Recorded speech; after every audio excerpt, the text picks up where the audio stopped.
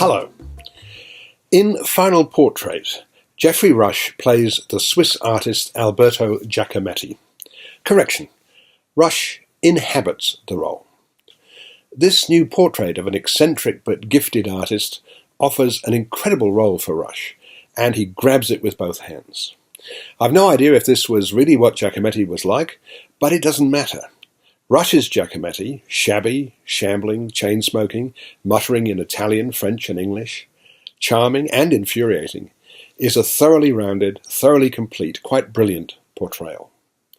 The casting is perfect too, because Jan Hladek's etching of Giacometti could almost be an etching of Rush. The film itself doesn't quite match the performance, though it's pretty interesting. It's set in Paris in 1964, 2 years before the death of the artist and sculptor. He lives in a run-down apartment in an uninviting back alley with Annette, his wife, and she's played by Sylvie Testud, and his brother, Diego Tony Chalhoub, also an artist who lives upstairs. Diego is as calm and moderate as Alberto is hyper and mercurial, while Annette yearns to live in a proper home, not this dingy rat hole. Her frustration is amplified by the fact that Alberto openly spends time with his mistress, Caroline Clemence-Posey, even leaving the restaurant table where he's dining with his wife to join his mistress at another table. When the film begins, Alberto has proposed to his friend James Lord, Armie Hammer, an American author and art critic, that he sit for a portrait. Lord agrees enthusiastically, especially when Alberto assures him that the sitting won't take long. A few hours, an afternoon. That, of course, is not what happens.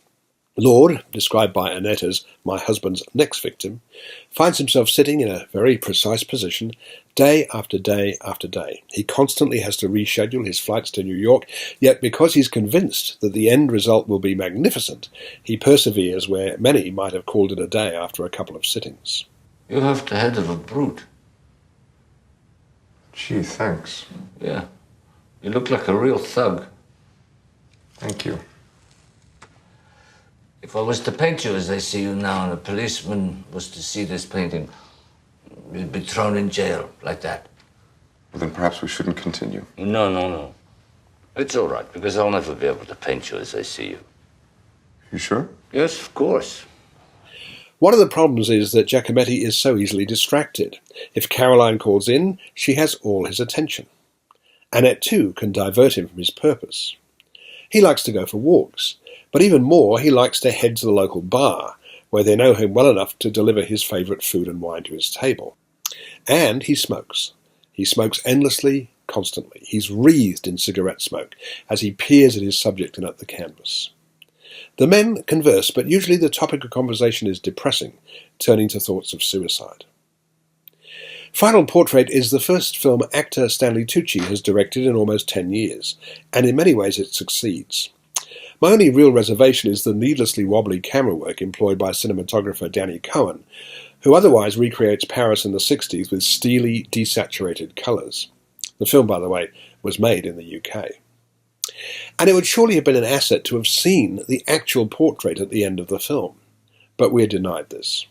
These are relatively minor quibbles, however. Tucci's achievement is to have worked so successfully with one great artist, Geoffrey Rush, in the creative portrayal of another great artist, Giacometti. I'm giving the film 3.5 stars.